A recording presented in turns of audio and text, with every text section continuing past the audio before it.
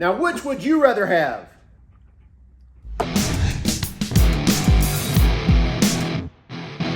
So this is what power steering fluid is supposed to look like, at least this CHF 11S, and this is what old power steering looks like.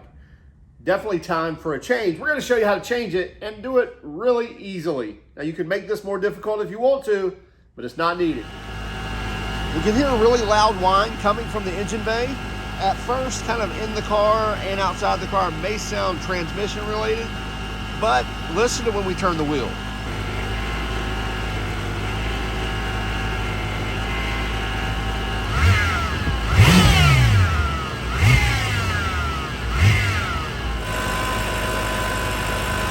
So you definitely hear the whine on the rev up as well as when we're turning the wheel.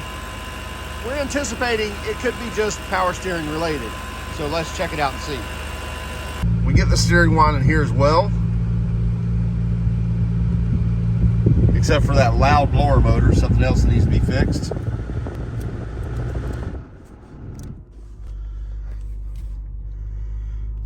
Now we'll hear the whine.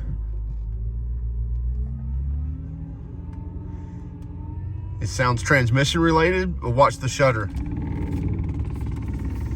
So terrible shudder in the steering wheel as well. Now once it warms up, we don't get this. Definitely cold, we get that shudder, that loud whine.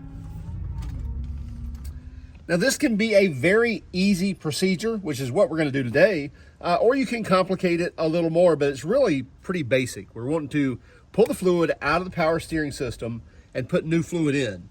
Now this is actually the reservoir for the power steering fluid on this particular BMW M5. Now others may be in different locations, but it really doesn't matter. Most of your power steering systems work a lot the same. They may be a rack or maybe different types of power steering, but typically you have a reservoir somewhere that holds your power steering fluid, and then you have some hoses that go to the actual pump, and then something else that maybe goes to the rack. Regardless, we want to get in the reservoir and we want to get the old fluid out. Now right here on the top of the cap, it actually tells us what fluid to run. So most of your systems will do that. This says Penison CHF 11S, which is a synthetic fluid. That's very important. If you're pulling out synthetic, you definitely want to go back with synthetic, but check your owner's manual, should tell you exactly which fluid to run. Now also, it just tells us also how tight to tighten this, which is basically hand tight. And then you have a minimum maximum range. I think I might have found our problem already. As you can tell, there's really nothing on that tip. Now let's inspect that a little closer. And as you can see, that fluid is a ways down there. I'm amazed the power steering was working at all.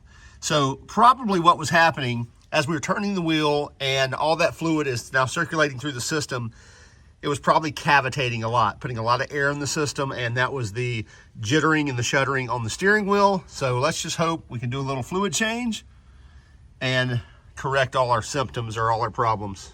Now again, we can make this difficult and expensive if you want to get big equipment, but you can get something like a turkey baster, or in this case, this is actually on Amazon for I think 10 bucks.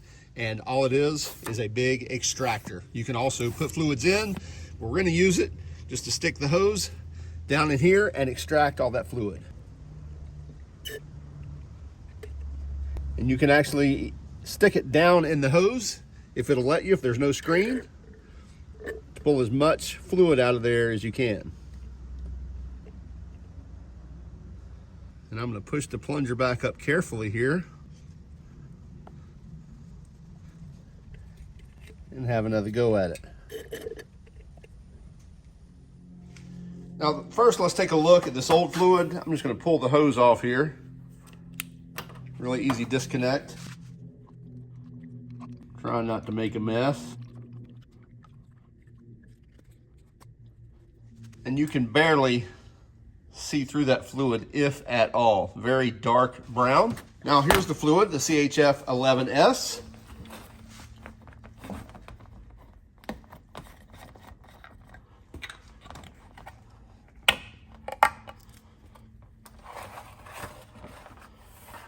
And by the way, you don't pour from this side, you pour from the furthest away. It's going to give you the the least amount of air gulps. And you see the nice green tint to the fluid as to what it should be. This is what they call for, is the Penison CHF 11S. Now this is pretty simple. Now after we clean up this lip right here, let's try to keep the dirt out of here. Lots of sand. Good thing we got that little gap right there. We can kind of push it out that rather than it falling in the reservoir.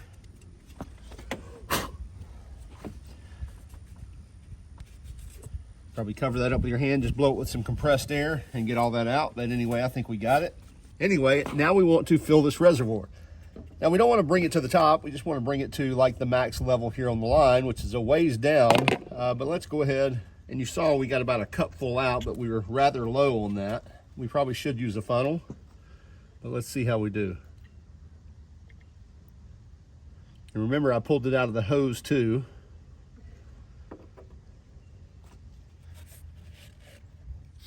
Now we'll check. And by the way, we're not done. So we're dead on that max line.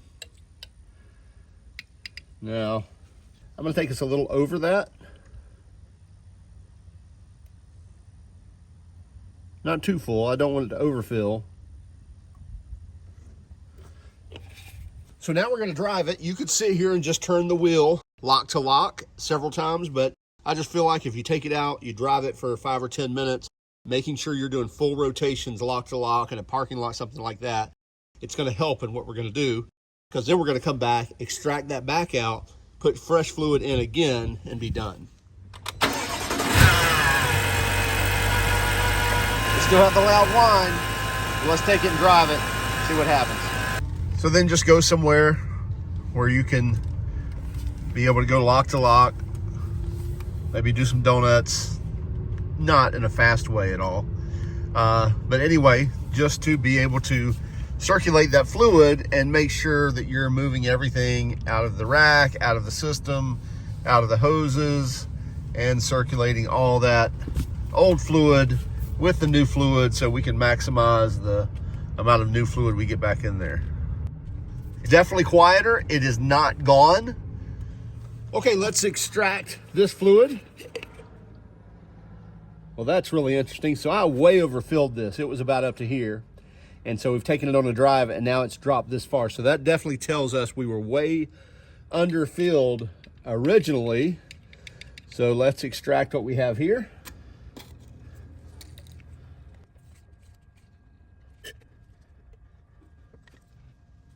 So I expect this to be a little cleaner than the first batch. Now we'll get this refilled.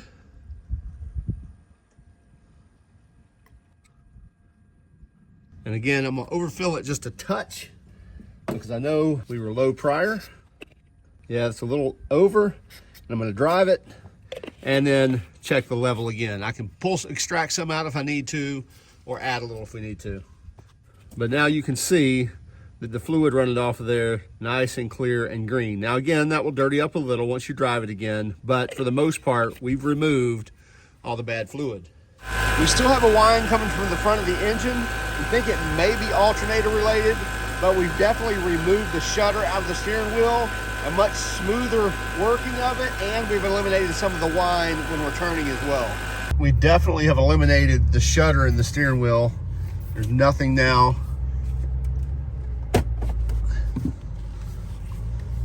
So we get no shudder at all, even the slightest vibration at idle or rolling slow. Very smooth operation now. We do still have some whine coming from the engine bay. Have to figure out what that is, but we've definitely improved the steering with just the changing of the power steering fluid.